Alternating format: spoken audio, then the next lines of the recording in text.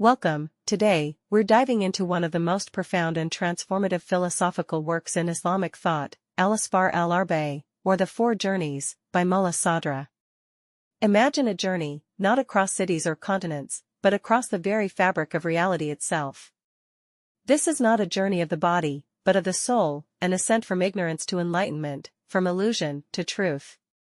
Mulla Sadra, the great Persian philosopher and mystic of the 17th century, takes us through four stages of this spiritual and intellectual odyssey. He blends Aristotelian logic, Avicennian metaphysics, Sufi mysticism, and Quranic wisdom into a revolutionary system of thought known as Hikmat al-Muta'aliyah, the transcendental philosophy. So, what are these four journeys? And how do they guide us toward understanding reality, God, and ourselves? Let's embark on this philosophical adventure together.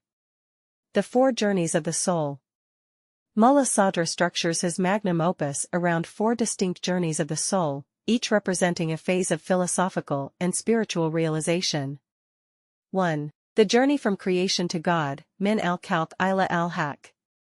The first journey begins in the world of multiplicity, our everyday reality, full of distractions and illusions. Here, the seeker, whether a philosopher, mystic, or ordinary person, realizes that material existence is fleeting and incomplete. This journey is a quest for ultimate truth, leading the seeker from the realm of the created, Khalq, toward the ultimate reality, Haq, which is God.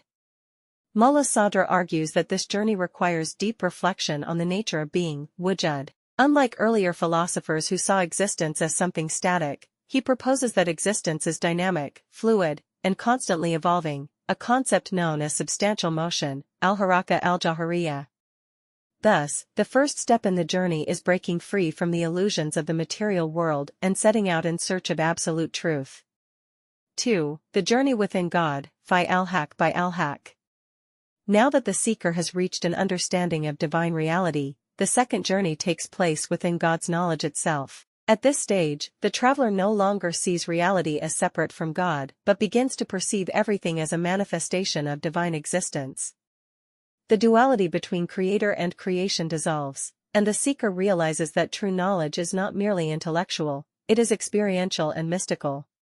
Here, Mulla Sadra integrates Sufi mysticism with rational philosophy.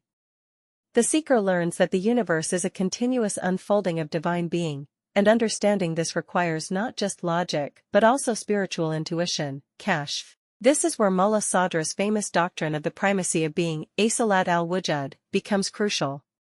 He argues that existence is the only true reality, whereas essence, mahiyah, is just a mental construct. Everything we perceive is simply a degree or mode of existence, ultimately linked to God, the absolute being. This stage is deeply transformative because it changes how one sees the world. Nothing exists independently, everything is an expression of the One. 3. The journey from God back to creation, Min al-Haq ila al-Khalq. After reaching the heights of divine knowledge, the seeker must now descend back to the world. But this is no ordinary return. It is a return with enlightenment and purpose. The seeker, now transformed, understands that God's presence fills every aspect of creation. Instead of seeing the world as separate from the divine, they recognize it as a reflection of divine wisdom. In this stage, Mulla Sadra emphasizes prophethood, revelation, and divine guidance. He explains that those who have completed this journey, prophets, saints, and true philosophers, return to humanity not to escape the world, but to guide others. This journey is about bringing wisdom, justice, and enlightenment back into society, fulfilling one's role as an enlightened being in the material world. 4. The journey within creation by God's guidance, fi al-Khalq by al-Haq. The final journey is the most profound, it is living within the world, but through the knowledge and presence of God. At this stage, the traveler no longer feels a separation between the spiritual and material worlds. They move through life with complete awareness that everything, every event, every person, every experience, is infused with divine meaning. This is where philosophy, spirituality, and action merge into one.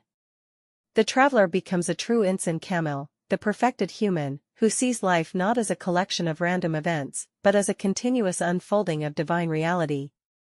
Mulla Sadra explains that this final stage is the goal of all religious, mystical, and philosophical pursuits. It is not just about knowing the truth, it is about living it.